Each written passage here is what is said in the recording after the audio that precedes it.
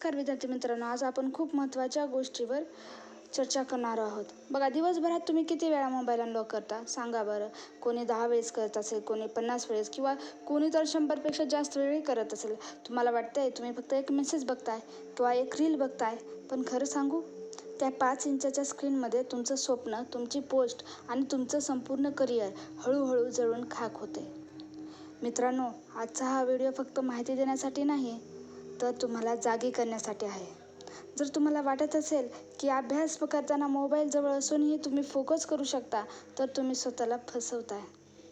आज आपण या मोबाईलच्या जाळ्यातून बाहेर कसं पडायचं, याचा अभ्यासात 100% एकाग्रता कशी मिळवायची यावर बोलणार आहोत. बघा, तुम्ही अभ्यासाला बसता, एखादा कठीण विषय हातात घेता आणि अचानक मोबाईलची स्क्रीन चमकते. फक्त एक नोटिफिकेशन तुमची पुढची 45 मिनिटं चोरून नेते. याला विज्ञानाच्या भाषेत अटेन्शन रिड्यूस म्हणतात.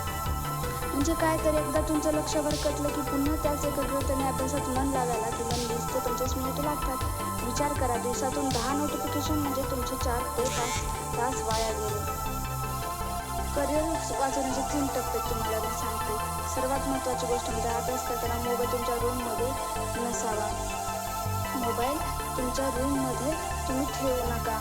तर ते तुम्हाला काय करायचं आहे, दुसऱ्या खोलीत कपाटामध्ये तुम्हाला तुमचा मोबाईल ठेवून द्यायचा आहे. काय करायचं आहे तुम्हाला, तुमचा मोबाईल जे आहे, जर तो डोळ्यासमोर असेल तर तुमचा मेंदू वारंवार तिकडे जाण्यासाठी तुम्हाला भाग पाडेल. Out of site, out of mind हा नियम पाळा.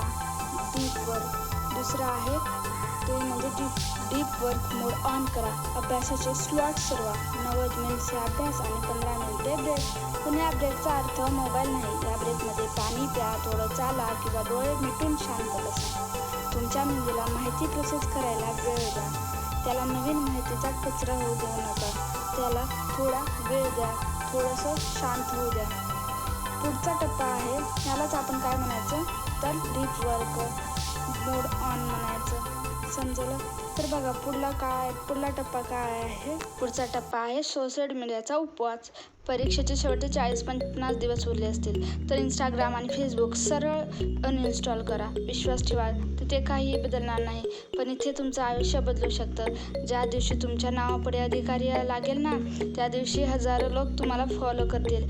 मग आज वेळ का वाया घालवताय तुम्ही? तर आजच तुम्ही अनइन्स्टॉल करून दाखवा. पुढचा आहे शेवटचा प्रहार.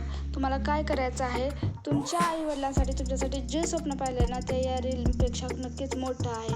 तुमचा रिझल्ट गेल्यावर तुम्ही मोबाईलला दोष देऊ शकणार नाही, लोक तुम्हाला दोष देतील. ठरवा, आजच तुम्हाला त्या स्क्रीनचा गुलाम बनायचा आहे की स्वतःच्या नशिबाचा राजा.